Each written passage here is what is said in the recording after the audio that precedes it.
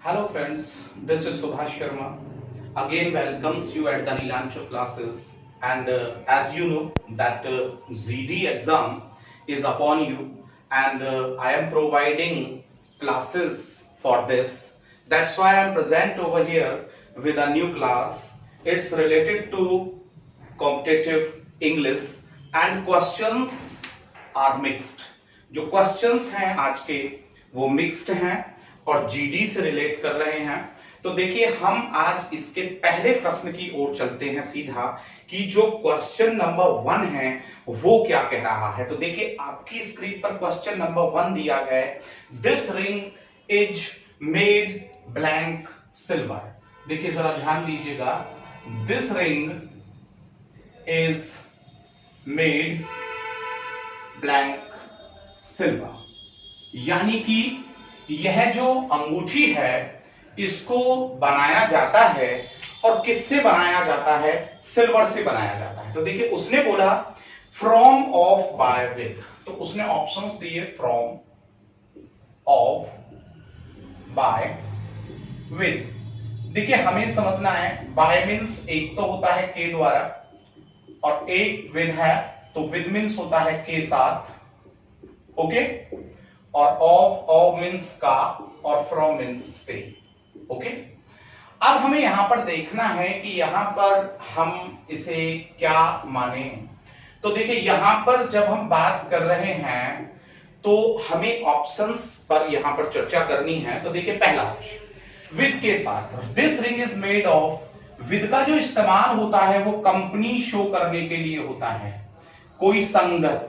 I am going to Delhi with my cousin, तो sure है कि हम यहां पर विद को नहीं ला सकते हैं, ओके।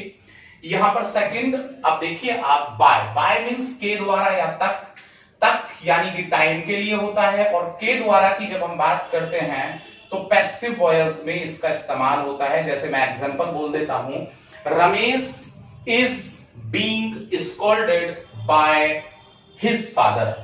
तो यहां पर पैसिव वॉइस के लिए हमने इस्तेमाल किया, और टाइम के लिए जैसे मैं बोलूं कि I will reach there by the evening today, तो वहां पर ये तक के लिए हो गया। तो हम अगर बात करें बाय की तो हम इसका इस्तेमाल भी यहां पर नहीं कर सकते। फ्रॉम बताता है कि हम एक स्थान से दूसरे स्थान को जा रहे हैं, किसी स्थान से कोई वस्तु ले रहे हैं तो हम फ्रॉम का प्रयोग करते हैं, ठीक है। अब यहां पर बात आती है ऑफ की। तो अब दूसरी बात है कि देखिए हम फ्रॉम और ऑफ का प्रयोग करते हैं, जरा ध्यान दीजिएगा। फ्रॉम से तात्पर्य से, और यहां पर ऑफ से तात्पर्य भी से है, ठीक है ना। अब इसमें मैंने पिछली कक्षा में भी आपको बताया था, मैं इस प्रश्न पर धीमे चर्चा कर रहा हूं इसीलिए क्योंकि इस प्रकार का प्रश्न आपको कंफ्यूज कर सकता है। तो उसने बोला कि यह अंगूठी सिल्वर से बनी है, चांदी से बनी है। तो देखिए अगर हम चांदी को पुनः मेल्ट कर देते हैं तो हमें सिल्वर प्राप्त हो जाएगी ओरिजिनली, ठीक है। और जब हम किसी वस्तु को पुनः प्राप्त कर सकते हैं तो हम वहां पर क्या इस्तेमाल करते हैं? और का। हमने कहा पुनः प्राप्त करना, तो जब हम पुनः प्राप्त कर रहे हैं तो श्योर है कि हम किसी वस्तु को उसकी ओरिजिनल कंडीशन में पुनः प्राप्त करें तो श्योर है कि हमें क्या लगाना होता है? ऑफ, ठीक है। और यदि नहीं पुनः प्राप्त करें, सपोज कीजिए मैंने पिछली कक्षा में एक प्रश्न दिया था, नहीं पुनः प्राप्त करें, जैसे कि मैंने बोला कि ब्रेड इज मेड ब्लैंक और यहां पर लिख दिया जाता है व्हीट, तो श्योर है कि यहां पर क्या आएगा? फ्रॉम आएगा, और वो फ्रॉम सही माना जाएगा। क्यों माना जाएगा? क्योंकि हम एक बार व्हीट से ब्रेड बनाने के बाद उसे पुनः प्राप्त नहीं कर सकते हैं, जबकि हम रिंग को बनाने के बाद भी सिल्वर को मेल्ट कर दें, अगर हम रिंग को मेल्ट कर दें तो हम उसे प्राप्त कर सकते हैं। तो जब पुनः प्राप्त कर सकते हैं तो जो आपका यहां पर ऑप्शन है वो क्या हो जाएगा? आपका ऑप्शन यहां पर हो जाएगा ऑफ। तो मैंने इसको इसलिए थोड़ा आराम से आपको बताया है, तसल्ली पूर्वक, ताकि आप समझ जाएं ये डिफरेंस क्या है। तो पहले वाले प्रश्न का जो आपका आंसर होगा वो क्या हो जाएगा? ऑफ, यानी कि जो ऑप्शन आपका बी है वो यहां पर बिल्कुल सही है। चलिए हम यहां से आगे बढ़ते हैं और क्वेश्चन नंबर 2 पर चलते हैं। तो नंबर 2 कह रहा है कि she saw a of deer in the forest. She saw, देखिए यहां पर देखिएगा सी सॉ आ, अब देखिए उसने कहा कि of deer of deer, deer होते हैं हिरन। अब उसने देखा है और आगे दे दिया है इन द फॉरेस्ट, ठीक है। तो अब उसने कहा एक तो बैंड, तो बैंड मीन्स जो होता है वो दल होता है, बैंड दिया उसने, बैंड मीन्स होता है दल। तो उसने हिरणों का क्या देखा, हिरणों का एक झुंड देखा, तो बैंड। और एक दिया स्वार्म, तो स्वार्म की अगर हम बात करें तो हम जो वास्प होते हैं, जो ततैये होते हैं हमारे, या जो हमारी हनी बीज वगैरह होती है, उनके लिए हम स्वार्म का इस्तेमाल करते हैं। और यहां जो वर्ड दिया है प्राइड, प्राइड भी आपका नहीं आएगा, तो फिर लास्ट में आपका जो ऑप्शन है वो क्या बचता है, और लास्ट में आपका ऑप्शन बचता है हर्ड, और हर्ड मीन्स होता है झुंड। तो अब वो यहां पर कह रहा है कि भाई हमने हिरणों का एक झुंड जंगल में देखा, तो जो आपका ऑप्शन डी है वो यहां पर बिल्कुल सही है। तो आप समझ गए होंगे कि इसमें ऑप्शन डी जो है वो क्यों सही है। तो चलिए अब हम यहां से जो आपका क्वेश्चन, जो आपका सेंटेंस यहां पर नंबर 3 दिया गया है, हम उसको देख लेते हैं। अब नंबर 3 आप जल्दी से स्क्रीन पर पढ़िए कि क्या दिया गया है, ताकि आप जल्दी से उसका ऑप्शन मेरे पास भेज सके। तो अब हम यहां पर नंबर 3 की बात कर रहे हैं, ठीक है। नंबर 3 में उसने यहां पर बोला है कि आप देखिएगा, शी सेड टू अरविंद, देखिए उसने अरविंद से कहा है how much fingers do you have in your hands. देखिए दोबारा से समझिएगा, ये एक एरर है। तो उसने अरविंद से कहा है कि how much fingers do you have. देखिए दोबारा से बोल रहा हूं मैं, how much fingers do you have in your hands. तो देखिए बस इसी को ही यहां थोड़ा समझ लीजिएगा। नंबर 3 में हाउ मच फिंगर्स, देखिए एक तो मैं यहां पर आपको बता दूं कि एक वर्ड होता है आपका हाउ मैनी, थोड़ा ध्यान से समझिएगा, और ये काउंटेबल नाउन है। और एक यहां पर हाउ मच दिया जाता है, तो ये अनकाउंटेबल नाउन के लिए है। हाउ मैनी के बाद आप याद रखिएगा कि हमेशा कौन सी नाउन आती है, प्लूरल नाउन आता है, ठीक है। और प्लूरल नाउन आता है, और वो भी कैसा, काउंटेबल होता है हाउ मैनी के बाद।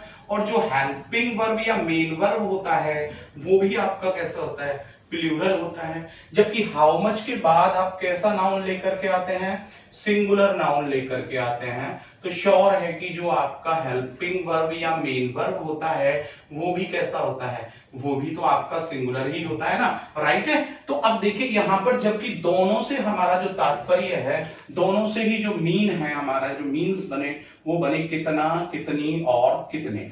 लेकिन मैं फिर से बता दूं, हाउ मेनी का जब हम यूज करते हैं तो वो प्लूरल नाउन का प्रयोग होता है, वो भी काउंटेबल नाउन होना चाहिए, ठीक है। हाउ मच का प्रयोग करते हैं वो सिंगुलर नाउन में होता है, जबकि वहां अनकाउंटेबल नाउन होना चाहिए। इसके अकॉर्डिंग फिर हम हेल्पिंग वर्ब और मेन वर्ब का प्रयोग करते हैं। तो फिंगर्स कैसी होती है हमारी, जो फिंगर्स हैं वो हमारी काउंटेबल होंगी, और जब वो काउंटेबल हैं तो मच के स्थान पर क्या आना चाहिए, मच के स्थान पर यहां पर हमारा मैनी आना चाहिए। तो श्योर है कि यहां पर जो आपका इसमें नंबर 3 में जो ऑप्शन नंबर बी है, ठीक है ना, वो आपका सही है। बी में एरर है, क्योंकि यहां मच के स्थान पर क्या आएगा, मैनी आएगा, क्योंकि जो फिंगर्स हैं यहां पर वो काउंटेबल है। तो आप नंबर 3 समझ गए होंगे। चलिए हम नंबर 4 की बात करते हैं।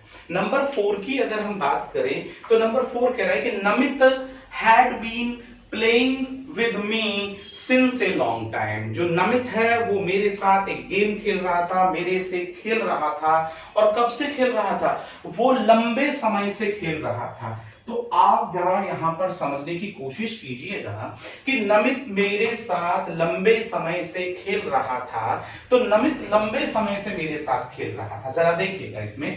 तो नमित, जब नमित यहां सिंगुलर है तो उसके साथ हैड बीन उसने लगाया है, और आप जानते हैं कि हैड बीन जो है वो पास्ट परफेक्ट कॉन्टिन्यूअस है। और पास्ट परफेक्ट कॉन्टिन्यूअस कहता है कि चाहे सिंगुलर नंबर हो चाहे प्लूरल नंबर हो, सब्जेक्ट के रूप में वहां पर हम हैड बीन का प्रयोग ही करेंगे, ठीक है।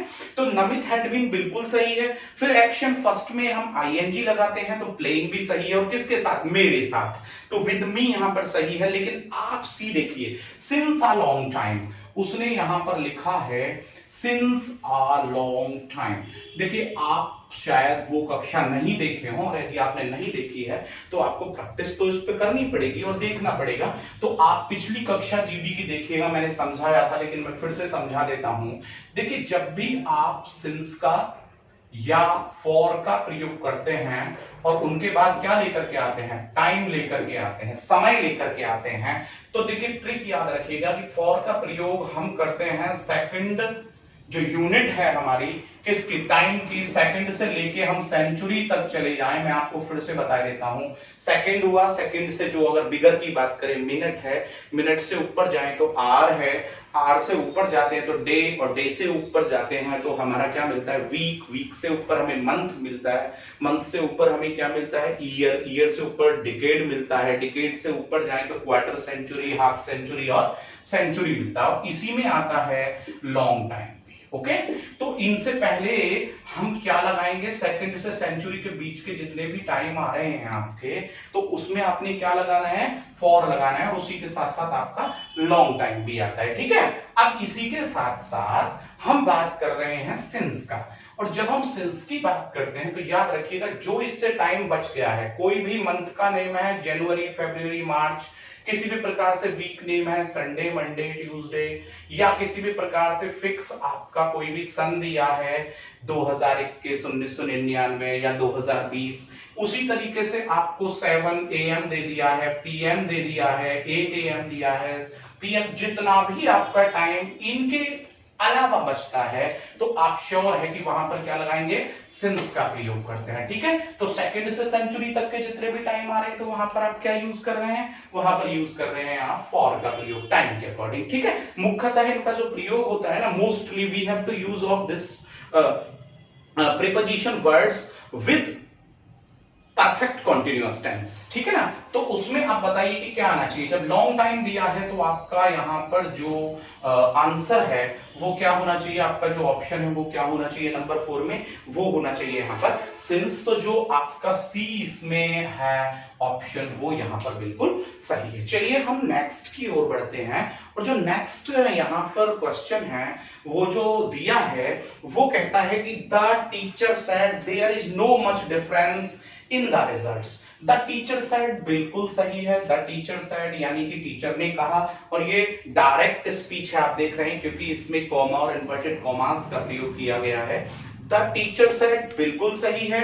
आगे कह रहा है there is no much difference, there is no much difference. ठीक है, there is no much difference यानी कि एक मात्रा बताया है उसने, सही है, there is no much difference है। और कहा उसने इन द रिजल्ट्स, जो रिजल्ट्स आए हैं तो उसमें ज्यादा जो डिफरेंस है वो नहीं है।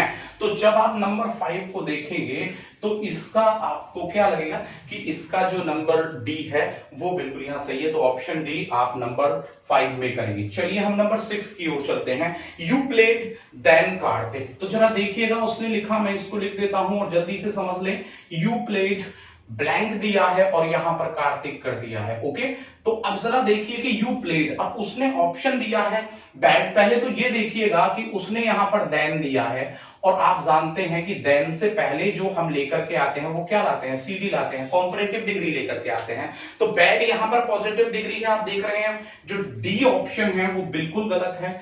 क्यों गलत है, आप समझ रहे हैं कि वो पॉजिटिव डिग्री है। ठीक है, उससे पहले आपको गुड दिया है तो ए ऑप्शन भी यहां पर बिल्कुल गलत है आपका। उसके बाद आपके पास बचती है बी, हाँ सही हो सकता है, और एक बचता है सी, और सी में दिया है बेस्ट। तो बेस्ट जो है वो गुड का सुपरलेटिव डिग्री है, तो यहां पर वो भी नहीं। तो अब गुड की जो पॉजिटिव डिग्री होती है आप देखेंगे गुड, बेटर और बेस्ट। ठीक है ना, तो अब आप ये देख पा रहे होंगे कि ये हमारी पॉजिटिव डिग्री है, ये हमारी कॉम्परेटिव डिग्री है, और ये हमारी सुपरलेटिव डिग्री है। तो श्योर है कि जो हमारा यहां पर ऑप्शन बनेगा वो कौन सा बनेगा, बी बनेगा, क्योंकि हमने कहा कि देन से पहले जो इस्तेमाल करना है आपने क्या करना है, कॉम्परेटिव डिग्री का करना है। तो आपका नंबर 6 का जो बी है गुड का, यानी कि उसे आप लिखेंगे, और फिर ये हमारा हिंदी बताएगा कि आप कार्तिक की अपेक्षा अधिक अच्छे खेले, तो आप कार्तिक से अधिक अच्छे खेले। चलिए नंबर 7 की ओर चलते हैं। नंबर 7 क्या है, choose the superlative degree of low. अब देखिए उसने कहा लो, लो, लो मींस क्या होता है, एक तो कम होता है, ठीक है ना। अब उसने कहा लो का मतलब है कम, तो उसने कहा कि इसकी सुपरलेटिव डिग्री बनाइए। तो इसमें हम क्या करें, मोस्टली डिग्री में ER लगा देते हैं, और उसी डिग्री में जब EST लगा देते हैं तो वो क्या बन जाती है, ये तो PD हुई ये CD हुई और ये क्या हुई, SD हुई। अब उसने यहां पर क्या पूछा है, उसने कहा कि सुपरलेटिव डिग्री ऑफ लो। अब जब लो की उसने पूछा है, धीमा मध्यम का, तो श्योर है कि सुपरलेटिव डिग्री क्या बनेगा, लोएस्ट बनेगा, थिन थिनर थिनेस्ट बनेगा, क्लेवर क्लेवरर क्लेवरेस्ट बनेगा, ठीक है ना। तो ज्यादातर जो डिग्री होती हैं वो पॉजिटिव डिग्री में क्या लगाने से बनती हैं, EST। तो लो का जो डिग्री बनेगा वो क्या बन जाएगा, लोएस्ट। और आपका जो ऑप्शन यहां पर डी है वो क्या हो जाएगा, सही। चलिए हम जल्दी से यहां पर नंबर 8 को भी देखते हैं और आप जल्दी से इसे पढ़िए। नंबर 8, और नंबर 8 क्या कह रहा है और उसका जो विकल्प है, जो आपका ऑप्शन है, वो आप मेरे पास भेजिए ताकि आपको कोई दिक्कत ना हो फिर इसे समझने में। और देखिए प्रैक्टिस में आपको बहुत फास्ट चलना है, क्योंकि अगर टाइम का मैनेज नहीं किया आप लोगों ने तो ये कहीं ना कहीं आपको नुकसान देगा, ठीक है। चलिए हम नंबर 8 को यहाँ पर झटपट देखते हैं। और नंबर 8 क्या कह रहा है, शायद आप लोगों ने पढ़ लिया होगा, तो देख लेते हैं। मैंने भी यहां से व्हाइट बोर्ड पर जो भी है उसे इरेज कर दिया है, ठीक है। चलिए हम नंबर 8 को देखते हैं कि क्या कह रहा है। नंबर 8 ने कहा choose the adverb form of fast. देखिए सबसे पहले हमें ये समझना है कि ये एडवर्ब फॉर्म की बात कर रहा है। नंबर 8 के लिए उसने क्या पूछा है, एडवर्ब। अब एडवर्ब होता क्या है, एडवर्ब वो होता है, adverb is a word which is used to qualify, किसको क्वालिफाई करने के लिए यूज करते हैं, which is used to qualify an adjective, an adverb itself and sometimes noun और प्रोनाउन। यानी कि एडवर्ब हिंदी में तो केवल कहा जाता है कि जो क्रिया की विशेषता बताता है वो एडवर्ब होता है, लेकिन इंग्लिश में बोला जाता है कि जो विशेषण का, प्रपोजिशन का, आप स्वयं अपना, और कभी कभी वो नाउन और प्रोनाउन की भी विशेषता बता देता है, तो उसे हम क्या कहते हैं, एडवर्ब कहते हैं। अब उसने कहा कि एडवर्ब बताइए फास्ट का। अब उसने कहा कि फास्ट क्या है, देखिए फास्ट है, एडजेक्टिव भी है। अब ये एडजेक्टिव क्यों है, क्योंकि जो एडजेक्टिव होता है ना वो क्वालिफाइज करता है नाउन या प्रोनाउन को। अगर मैं इसको एडजेक्टिव के रूप में लिखूं तो मैं ऐसे लिख सकता हूं कि सी इज अ फास्ट बॉय, वो एक बड़ा तेज तर्रार लड़का है। तो यहाँ बॉय की विशेषता क्या है, फास्ट। और जो नाउन की विशेषता बता रहा है ये, तो श्योर है कि ये एडजेक्टिव तो होगा। लेकिन अगर हम इसी के देखें कि भाई उसने ऑप्शन दिया, तो एक दिया फास्टर, क्या दिया उसने, फास्टर। अरे फास्टर तो हमने जब देखा तो ये तो कॉम्परेटिव डिग्री है फास्ट की, ठीक है ना, नहीं हो सकता। दूसरा बोला फास्टली, देखिए फास्टली कोई वर्ड नहीं होता है, ठीक है ना, फास्टली नो वर्ड, ठीक है। अब उसके बाद कहा उसने फास्ट और नन ऑफ दीज, बिल्कुल एक कहा फास्ट और एक कहा नन ऑफ दीज। फास्ट बिल्कुल एडवर्ब होता है, एडवर्ब और एडजेक्टिव दोनों फास्ट ही होते हैं, आप समझ लीजिएगा, एडवर्ब में यूज करते हैं। जैसे कि हम लिखें कि ही रैन फास्ट, तो इसका मतलब है कि वह तेज दौड़ा, और यहां पर जो रैन दिया है ये क्या है, ये मेन वर्ब है, और मेन वर्ब की जब ये विशेषता बताएगा तो ये क्या हो जाएगा, एडवर्ब हो जाएगा। क्लियर हुआ। तो फास्ट एडजेक्टिव भी होता है और फास्ट एडवर्ब भी होता है, लेकिन याद रखिएगा कि जब वो वर्ब की विशेषता बताएगा तो वो एडवर्ब होगा, और जब वो नाउन की विशेषता बताता है वहां पर तो वो क्या हो जाता है, एडजेक्टिव। तो आपका जो सी ऑप्शन है इसमें वो क्या है, यहां पर सही है। चलिए हम नंबर 9 को देखते हैं। और देखिए नंबर 9 ने कहा कि चूज द करेक्ट स्पेलिंग। देखिए उसने कैलेंडर की स्पेलिंग की बात की है, तो कैलेंडर की स्पेलिंग को आपको बताना है कि वो इन सभी 4 विकल्प में से कौन सी सही है। देखिए उसने जो पहला यहां पर आपको ऑप्शन दिया है वो दिया है कि CALANDAR, तो कैलेंडर CALANDAR। देखिए यहां से बिल्कुल DAR नहीं होता, हम इसे बिल्कुल हटा देंगे। एक दिया CALANDER, ठीक है ना। फिर उसने यहां पर बोला CALENDER,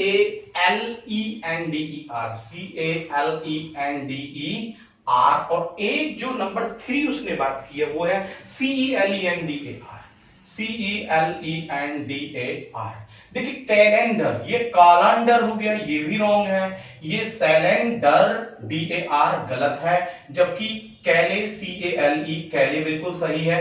और DER भी यहाँ पर ये सही है। जो आपका ऑप्शन नंबर डी है नंबर 9 का वो यहाँ पर सही होगा और कैलेंडर की स्पेलिंग यहाँ पर ये सही हो गई है। ठीक है, अब हम यहाँ से आगे बढ़ते हैं और नंबर 10 को यहाँ पर हम देखते हैं कि नंबर जो 10 है वो यहाँ पर क्या कह रहा है। नंबर 10 ने कहा है choose the singular form of the given word, यानी कि जो मैन यहाँ पर दिया है तो उसने कहा कि मैन का सिंगुलर बताना है। मैन का क्या बताना है? Singular form.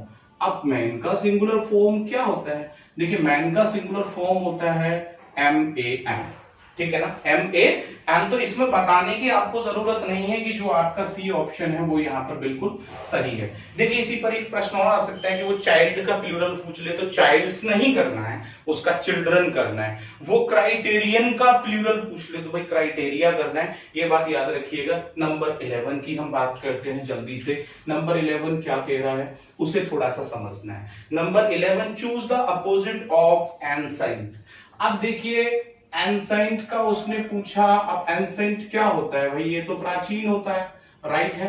और इसने क्या पूछा है? उसने कहा है कि ये बताना है कि इसका अपोजिट बताना है। क्या बताना है? अपोजिट। अब देखिए अपोजिट का मतलब हो गया जो आपका विपरीत है। तो उसने एक तो कहा यहां पर मिंट, न्यू, लेटेस्ट और एज्ड। एक कहा मिंट, एक कहा न्यू, ठीक है, एक कहा है उसने यहां पर न्यू और एक लेटेस्ट। अब यहां लेटेस्ट, ठीक है, और सबसे पहले जो उसने दे दिया वो दे दिया एज्ड, ठीक है। अब जरा ये देखिए एंशिएंट का उसने अपोजिट पूछा है, विपरीत पूछा है, तो एज्ड तो ऑलरेडी इसका क्या हो जाएगा? एज तो ऑलरेडी इसका जो है वो सिनोनिम हो जाएगा। एज्ड का मतलब पुराना, एंशिएंट भी यहां पर पुराना होगा, अपोजिट नहीं हुआ, वो सिनोनिम हो गया इसका। अब मिंट, मिंट मींस होता है उगाना या बनाना या पुदीना, हमें हटाना पड़ेगा इसे भी। फिर दिया उसने यहां पर न्यू, न्यू मींस होता है नया।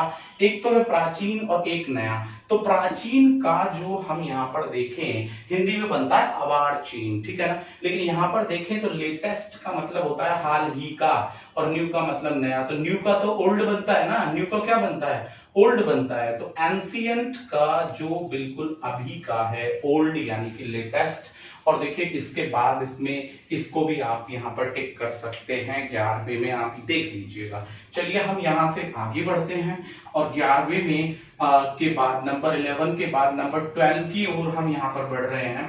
नंबर 12 यहाँ पर कह रहा है कि आप जो है क्वेश्चंस को बहुत ध्यानपूर्वक पढ़ते रहिए, और ध्यानपूर्वक पढ़ेंगे तो उतना ही अच्छा जो आंसर है वो आप वहां पर देंगे। Choose the plural word of wolf. Choose the plural word of wolf. देखिए याद रखिएगा कि उसने कहा कि प्लूरल पूछा है, प्लूरल ऑफ वुल्फ। जरा ध्यान दीजिएगा इस पर, जो वो वुल्फ की बात कर रहा है। देखिए कोई भी वर्ड यदि एफ या FE पर आकर के फाइनल होता है, इस पर आकर के समाप्त होता है, किस पर? F या FE पर, सिंगुलर। तो जब आप उसका प्लूरल बनाते हैं तो F या FE को हटाने के बाद वहां पर आप क्या कर देते हैं? VES कर देते हैं। जैसे कि मैं आपको बता रहा हूं एक वर्ड मैंने लिखा काफ, तो देखिए इस F को हटाएंगे और क्या कर देंगे? VES। अभी हमने लिखा वुल्फ, तो वुल्फ पे क्या करेंगे? WLVES। हमने लिखा वाइफ, तो वाइफ का यहाँ पर प्लूरल क्या करेंगे? FE हटाएंगे तो WIVES ETC। मतलब इस प्रकार से आप समझ गए होंगे। तो जो वुल्फ का जो यहाँ पर प्लूरल होगा वो जो C ऑप्शन आपका दिया है ना इसमें वुल्व्स, तो बिल्कुल सही है कि वो क्या हो जाएगा? वुल्व्स हो जाएगा, ठीक है। तो C ऑप्शन आपका यहाँ पर सही है। चलिए हम जंप अप करते हैं नंबर 13 की ओर और देख लेते हैं कि ये नंबर 13 जो है वो क्या कह रहा है। 13 ने कहा है, ये यहाँ पर आपका जो दिया है वो एरर से रिलेटेड है। रोज स्मेल स्वीट। देखिए उसने कहा रोज स्मेल्स स्वीट।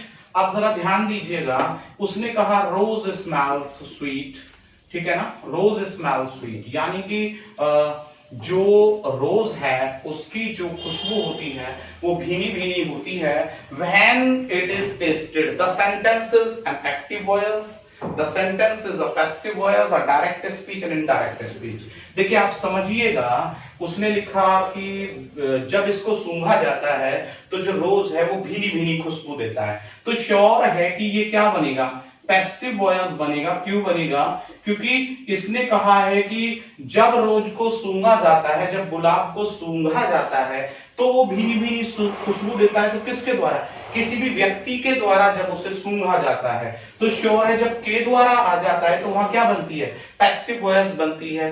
तो ये एक्टिव वॉयस क्यों नहीं है, क्योंकि एक्टिव वॉयस केवल इतनी बनती है इसकी रोज स्मेल स्वीट, ये एक्टिव वॉयस है, एक्टिव वॉयस है रोज स्मेल स्वीट। लेकिन जब उसको कर दिया, जब इसे सूंघा जाता है, तो सूंघा जाता है किसी के द्वारा, तो श्योर है कि ये क्या बन गया यहाँ पर, पैसिव वॉइस। अब बात आती है कि ये डायरेक्ट स्पीच क्यों है। देखिए डायरेक्ट स्पीच होता है कि जिसमें हम कॉमा या इन्वर्टेड कॉमास का प्रयोग करते हैं, ठीक है, और इनडायरेक्ट इसलिए नहीं है क्योंकि ये बात किसी अन्य के द्वारा, ठीक है ना, नहीं की गई, क्योंकि इसके अंदर जो रिपोर्टेड एक तो वर्ब होता है और एक रिपोर्टेड स्पीच होता है, तो उसको नहीं दिया है, तो इसमें पैसिव वॉइस। और नंबर 13 का जो आपका आंसर है बी, वो यहां पर बिल्कुल सही है। चलिए हम 14 की ओर चलते हैं बहुत तेजी के साथ और देख लें कि ये 14 जो है वो क्या कह रहा है।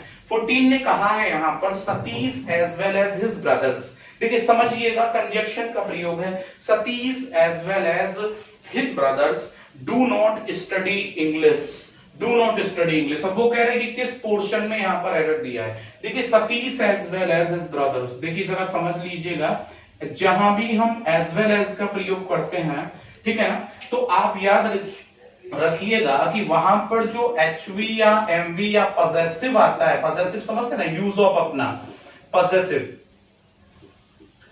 ठीक है ना, तो जो पॉजेसिव आता है, अब वो किसके अकॉर्डिंग आता है, वो पॉजेसिव आता है यहां पर फर्स्ट के अकॉर्डिंग। किसके अकॉर्डिंग, फर्स्ट के अकॉर्डिंग। यहां पर फर्स्ट सब्जेक्ट दे दिया और यहां दे दिया सेकंड सब्जेक्ट, राइट है, तो श्योर है कि वो फर्स्ट सब्जेक्ट के अनुसार आएगा। तो अब इसमें जरा आप देखिएगा, 14 में दिया सतीश, तो सतीश क्या है यहां पर 14 में, सतीश यहां सिंगुलर है और ब्रदर्स क्या है, प्लूरल है, तो सतीश तो यहां सिंगुलर है और ब्रदर्स क्या दिए हैं, इस ब्रदर्स, ये प्लूरल हो गया।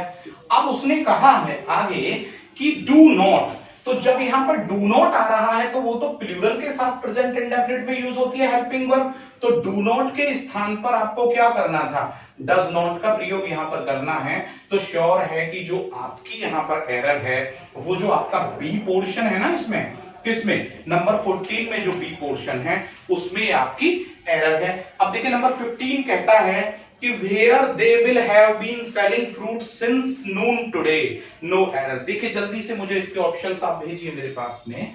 तो where, और where के तुरंत बाद उसने क्या भेजा है यहां पर, उसने तुरंत यहां पर लिख दिया है where they will have, ठीक है ना। तो जरा देखिएगा यहां पर कि हमें नंबर 15 में क्या करना है। नंबर 15 में आप देखिए कि वेयर जब हमारा WH टाइप वर्ड यहां पर दिया गया है, तो WH टाइप वर्ड के बाद तो आपको हेल्पिंग वर्ब लाना होता है, लेकिन उन्होंने हेल्पिंग वर्ब का इस्तेमाल ना करके यहां पर किसका इस्तेमाल किया है, देखिए दे का, यानी कि सब्जेक्ट का इस्तेमाल किया है, जबकि हमको इंटेरोगेटिव सेंटेंस के WH टाइप वर्ड के बाद हेल्पिंग वर्ब का इस्तेमाल करना होता है कि नहीं होता है, नहीं, शायद अभी आप समझेंगे इसको। देखिए उन्होंने कहा where they will have been selling, देखिए जरा ध्यान दीजिएगा, where they will have been selling future perfect continuous है 15। देखिए 15 कह रहा है where they will have been selling, where they will have, और बीन कर दिया उसने और उसके बाद वो ले आया आईएनजी, क्योंकि आगे पोर्शन इसका सब सही है। तो जरा यहां देखिए, जबकि वो कहता है, इसका स्ट्रक्चर कहता है कि WH टाइप वर्ड आपको लाना है, ठीक है, उसके तुरंत बाद आपको HV लानी होती है, उसके बाद आपको सब्जेक्ट लाना होता है, उसके बाद आपको नॉट लाना होता है, उसके बाद आपको आईएनजी फॉर्म लाना होता है, ठीक है ना। उसके बाद आप क्या करते हैं, उसके बाद आप जो भी आगे सो ऑन, मतलब सिंस ले आते हैं, फॉर ले आते हैं, सिंस फॉर, और उसके बाद आप यहाँ पर टाइम ले आते हैं। दोबारा से ध्यान दीजिएगा, WH टाइप वर्ड है, हेल्पिंग वर्ब आप ले आए हैं, ठीक है ना, और उसके बाद सब्जेक्ट है, फिर नॉट है, फिर, लेकिन उसने कहा वेयर दे विल, तो ये विल कहां आना चाहिए जब हेल्पिंग वर्ब को आपको लेके आना है, तो where will they have been selling. तो श्योर है कि जो 15 इसमें दिया है उसका जो ए ऑप्शन है ना आपका, वो बिल्कुल यहां पर गलत है। तो आप जो यहां पर 15 में एरर फाइंड आउट करेंगे वो ए में करेंगे। चलिए हम 16 की ओर चलते हैं और देखते हैं कि ये जो 16 है ये क्या कह रहा है।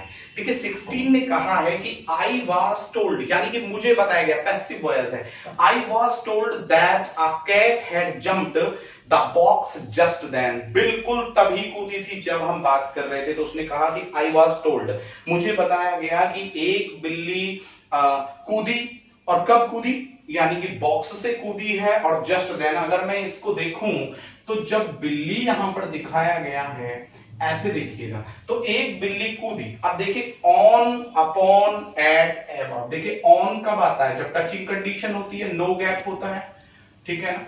जैसे कि मैं यहां पर कह दूं कि my right hand is on my head, तो टचिंग कंडीशन है, तो श्योर है कि जब बिल्ली कूदी है तो वहां पर वो पहले से टचिंग कंडीशन में नहीं है, तो हमें यहां से ऑन हटाना पड़ेगा। फिर उसने यहां पर जो कहा है वो यहां पर उसने कहा है, फिर से 16 में देखें, उसने यहां पर कहा अपॉन, एट, एबव, दूसरा बोला उसने अपॉन, थर्ड बोला एट, और फिर बोला उसने एबव। देखिए एबव जो है वो आपका लेवल बताता है, तो श्योर है कि इसे भी हटा दें। एट का जो प्रयोग करते हैं वो हम फिक्स टाइम के लिए करते हैं, जैसे कि हम एट नून बोल दें, एट डॉन बोल दें, एट डस्क बोल दें, एट मिडनाइट बोल दें, एट 7 AM 7 PM बोल दें, फिक्स टाइम के लिए, ठीक है ना। तो अब जब बिल्ली कूदी है तो वो आप कहां से कूदी, वो बिल्ली जो कूदी है, देखिए उसने यहां पर सपोज कीजिए कैट है और यहां पर बॉक्स है, तो बिल्ली ने इस तरीके से यहां पर जंप किया है, या हम ये मान लें कि कैट यहां पर है और बॉक्स यहां पर है, तो बिल्ली ने इस तरीके से, अब ऐसे जंप करना है, ऐसे जंप करना है किसी पर,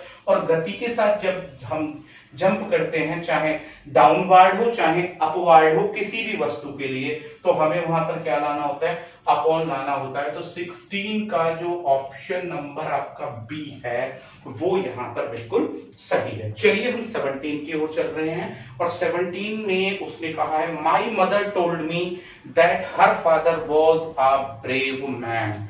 दोबारा से देखिएगा, my mother told me that her father was a brave man. अब जरा देखिएगा और जल्दी से मुझे बताइए कि इसमें एरर पोर्शन जो है वो कहां दिया गया है।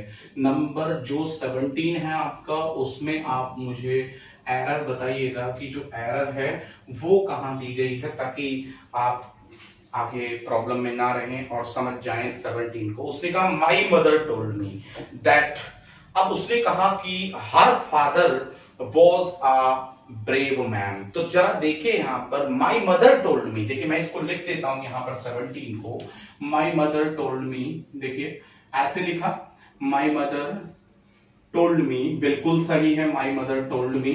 फिर उसने कहा कि दैट, और फिर कहा उसने her father was a brave man. मैं लिख रहा हूं her father was a brave man, थोड़ा ध्यान से देखिएगा, ब्रेव मैन ऐसे उसने बोल दिया यहां पर।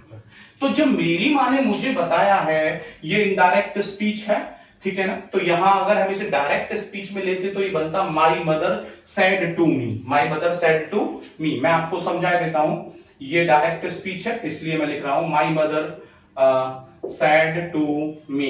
तो सैड टू को इसने किस में परिवर्तित कर दिया है, आपको पता होगा, सैड टू टोल्ड में चला जाता है, बिल्कुल सही। उसने यहां पर कोमा और इन्वर्टेड कोमा लाना है, क्योंकि दैट, कोमा और इन्वर्टेड कोमा को वो कहां ले गया है, दैट में ले गया है उसने। अब जब वो डायरेक्ट स्पीच में जाएगा तो वो क्या कहेगा, योर फादर, और यहां पर वो बोलेगा your father is a brave man, ठीक है ना। अभी वर्तमान की बात है, अब वो पास्ट में गई, तो यहां पर जब उसने बोला कि your father is a brave man, तो आप जानते हैं कि यहां पर जो ये सेकंड पर्सन है, क्या है, सेकंड पर्सन है, वो ऑब्जेक्ट के अकॉर्डिंग चेंज होगा। आपने SON 1 2 3 वाला नियम पढ़ा होगा।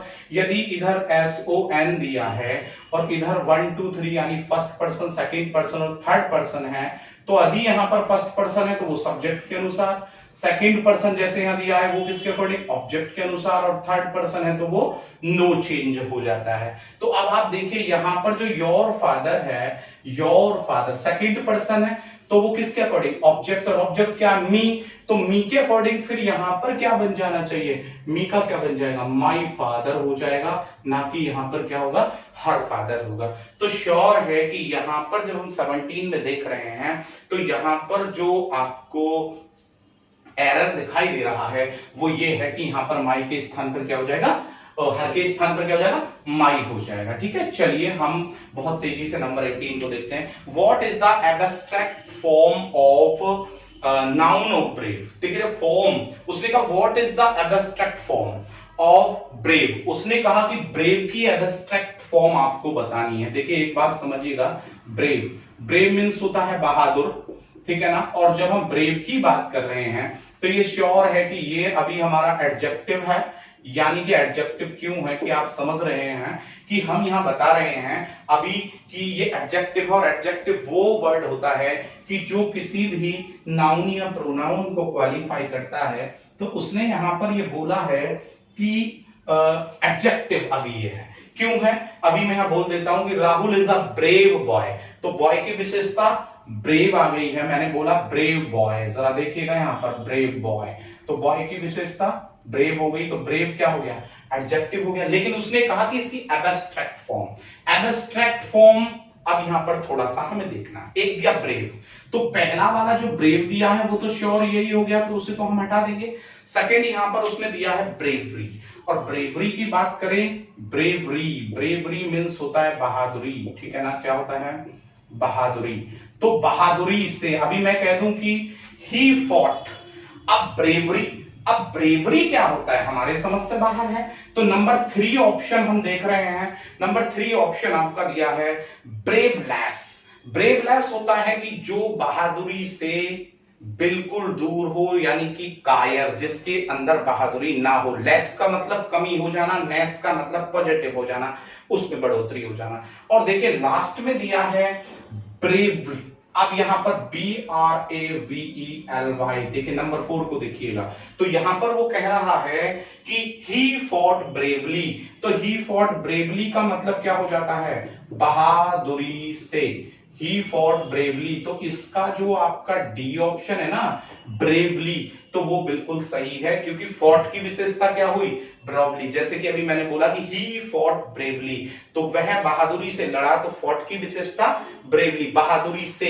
अधिकांशतः जो आपके एडजेक्टिव वर्ड होते हैं इंग्लिश में, एडजेक्टिव वर्ड्स के बाद जब हम ly लगा देते हैं तो वो एडवर्ब में चेंज हो जाते हैं, ठीक है ना। लेकिन कुछ वर्ड ऐसे होते हैं जो अपवाद होते हैं, जैसे कि फास्ट मैंने बताया था, फास्ट को आप किसी भी परिस्थिति में फास्ट ही रखते हैं, आप फास्टली नहीं करते हैं उसको, क्योंकि फास्ट का एडजेक्टिव भी वही होता है और एडवर्ब फॉर्म भी वही होता है। तो यहां पर ही फॉट ब्रेवली, मैंने एक एग्जांपल दिया, तो फॉट की विशेषता ब्रेवली, तो यहां पर जो आपका डी ऑप्शन है वो बिल्कुल सही है, नंबर 18 का। चलिए नंबर 19 की ओर बढ़ते हैं और देखते हैं कि नंबर जो 19 है आपका वो यहां पर क्या कह रहा है। तो चलिए नंबर 19 को देखते हैं। Number 19 very easy as drinking, उसने कहा था ऑक्सफोर्ड यूनिवर्सिटी। देखिए याद रखिएगा, ये हमारा रीअरेंजमेंट ऑफ सेंटेंसेस से है, जिसे हम रीअरेंजमेंट ऑफ सेंटेंसेस भी कह देते हैं, सीक्वेंस ऑफ सेंटेंसेस भी कह देते हैं, यानी कि डिसऑर्डर में बहुत से वाक्यों को रखा जाता है जिन्हें हमें सीक्वेंस में लगाना होता है, रीऑर्डरिंग में लगाना होता है, आरोही क्रम में, बढ़ते हुए क्रम में लगा करके उसे क्या करना होता है, एक सही रूप देना होता है। तो द ऑक्सफोर्ड यूनिवर्सिटी उसने दिया, जरा देखिएगा मैं इसको यहां समझा देता हूं। द ऑक्सफोर्ड यूनिवर्सिटी, देखिए पहला उसने यहां पर ये वाक्य दे दिया है, बिल्कुल सही। सेकंड में लिखा आ नंबर, सेकंड में उसने क्या लिखा है यहां पर, आ नंबर। अब जरा देखिएगा, आ नंबर ये लिखा उसने ए, और उसने बी में यहां पर लिखा है टू इंटरनेशनल, टू इंटरनेशनल, यानी कि NATIONAL। और देखिए उसने सी में यहां पर लिखा है ऑफ स्कॉलरशिप्स, ऑफ स्कॉलरशिप्स, ठीक है।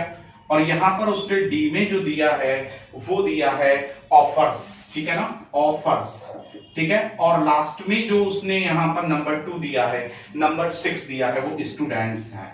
क्या है? स्टूडेंट्स। अब उसने कहा कि इसे सीक्वेंस में लगाना है। देखिए किसी भी वाक्य को आप बनाते हैं, अगर वो पॉजिटिव है तो सबसे पहले सब्जेक्ट लाते हैं, फिर उसके बाद हेल्पिंग वर्ब लाते हैं, फिर उसके बाद मेन वर्ब लाते हैं, फिर उसके बाद ऑब्जेक्ट लाते हैं, और फिर यहां पर अदर वर्ड्स का प्रयोग करते हैं। यही तो नियम है।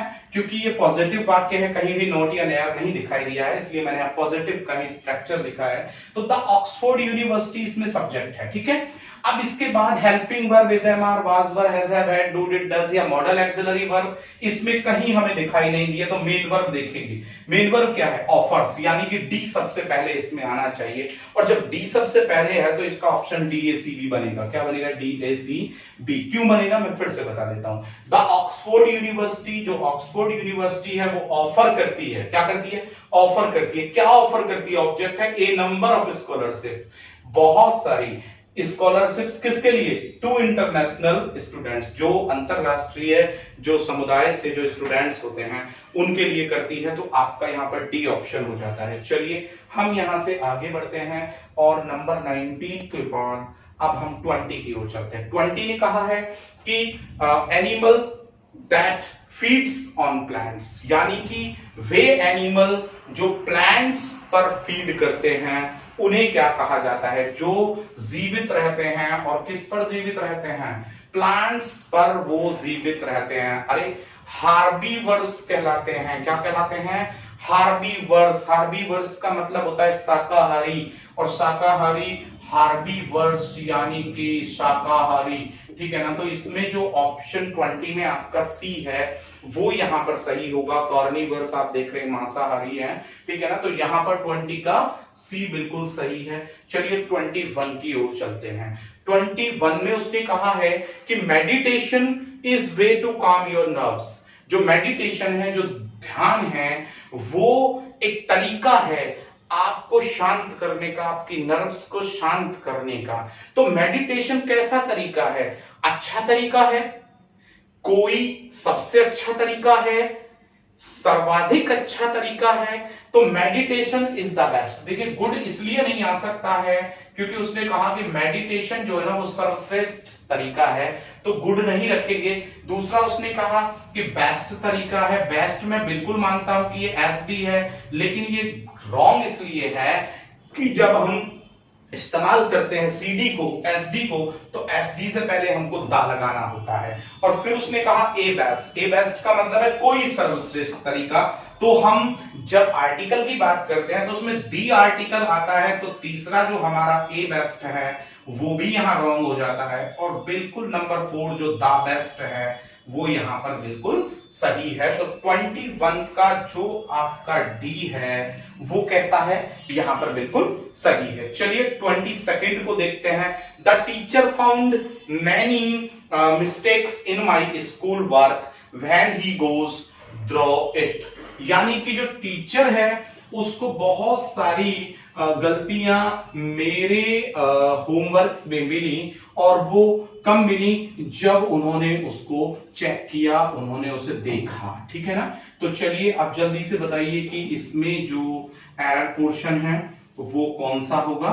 जल्दी से प्लीज मुझे आप बताइए। इस पर अपना जो कमेंट है वो लिख करके भेजिए।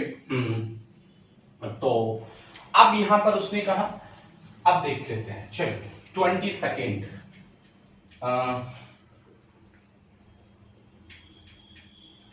नहीं भेजा अभी, ठीक। चलिए मैं अब आपको इसे बता देता हूं कि नंबर 22 जो है वो यहां पर क्या कह रहा है। देखिए उसने यहां पर कहा है कि द टीचर फाउंड, यानी कि टीचर को मिली, टीचर को प्राप्त हुई। अब टीचर को प्राप्त हुई क्या?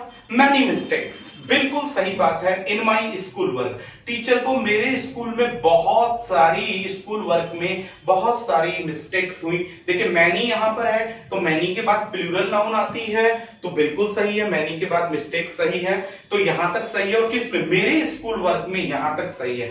When he goes through it, देखिए जब शुरू में दिया है द टीचर फाउंड, तो व्हेन ही गोज और दिया है ड्रॉ इट।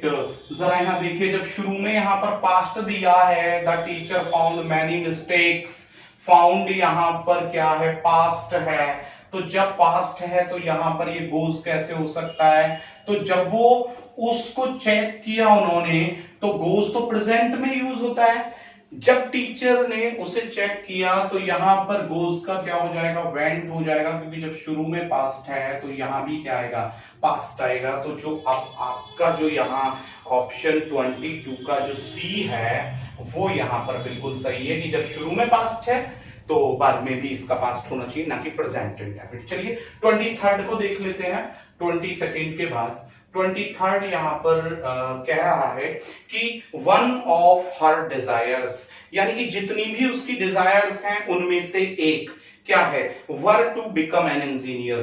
तो जितनी भी उसकी डिजायर्स थी, जरा ध्यान दीजिएगा, वन ऑफ दिया हर डिजायर्स, जितनी भी उसकी डिजायर्स थी उनमें से एक। अब थी या थी, जरा ध्यान दीजिएगा, थी या थी, और क्या बनना, टू बिकम एन इंजीनियर, ठीक है ना। अब जरा यहां ध्यान दीजिए, जितनी भी उसकी इच्छाएं थी उनमें से एक इच्छा उसकी थी कि वो इंजीनियर बने, जितनी भी उसकी इच्छाएं थी उनमें से एक इच्छा उसकी थी कि वो इंजीनियर बने, तो श्योर है इच्छा थी, तो यहां पर आप क्या ऑप्शन ले लेंगे, 23rd का बी ले लेंगे, ठीक है। चलिए हम 24 की ओर बढ़ते हैं, और देखिए हम बहुत जल्दी से यहां पर सेकंड लास्ट क्वेश्चन पर आ गए हैं आज की कक्षा के। 24, we and Karan left for Lucknow last month. We and Karan, देखिए इसे जरा ध्यान दीजिएगा, वी एंड करण, और आगे आप समझ गए, लेफ्ट फॉर लखनऊ, लेफ्ट कहां के लिए गए, और फॉर लखनऊ, ठीक है ना, और कब गए हम, लास्ट मंथ गए, ठीक है ना, और आगे उसने नो एड कह दिया। तो वी एंड करण यानी कि मैं और करण गए थे लखनऊ, और कब गए थे, पिछले माह गए थे। तो देखिए जब कहा गया है कि जब दो या दो से अधिक मिक्स्ड प्रोनाउन या नाउन दे रखे हों, वी दिया है, करण दिया है, मिक्स्ड नाउन या प्रोनाउन दिया है आपका, ठीक है ना, प्रोनाउन वर्ड्स दिए हैं, तो आर वो किसको सपोर्ट कर रहे हो, गुड मैनर को, किसको कर रहे हो, गुड मैनर को वो सपोर्ट कर रहे हो, तो आप क्या यूज करेंगे, 2 3 1 इज यूज्ड। अब ये 2 3 1 क्या है, पहले सेकंड पर्सन, फिर थर्ड पर्सन, फिर फर्स्ट पर्सन। आप देख रहे हैं कि वी क्या है, यहां पर फर्स्ट पर्सन है, करण क्या है, यहां पर थर्ड पर्सन है, तो आपको क्या करना पड़ेगा, we and Karan left for Lucknow last month, सही बात का समर्थन कर रहे हैं, हम गए थे, तो यहां पर होना चाहिए 2 3 1, तो वी को इधर ले जाना पड़ेगा और करण को इधर लाना पड़ेगा, तो ये हो जाएगा करण एंड वी, यानी कि 2 3 1 का जब सीक्वेंस लेंगे तो करण एंड वी, और जो आपका ऑप्शन ए है 24 का वो यहां पर एक एरर रखता है, ठीक है। अब देखिए हम यहां पर लास्ट की बात करें, the doctor had not come before the patient died. देखिए ये वाक्य ज्यादातर मेरी सीरीज में है, एक दो वाक्य इससे मिलते हैं, इस सीरीज में भी एक वाक्य है, the doctor had not come before. देखिए याद रखिएगा कि यदि शुरू में पास्ट परफेक्ट दिया है, ठीक है, तो श्योर है कि वहां बिफोर होगा और उसके बाद पास्ट इंडेफिनिट होगा, क्या होगा, पास्ट इंडेफिनिट।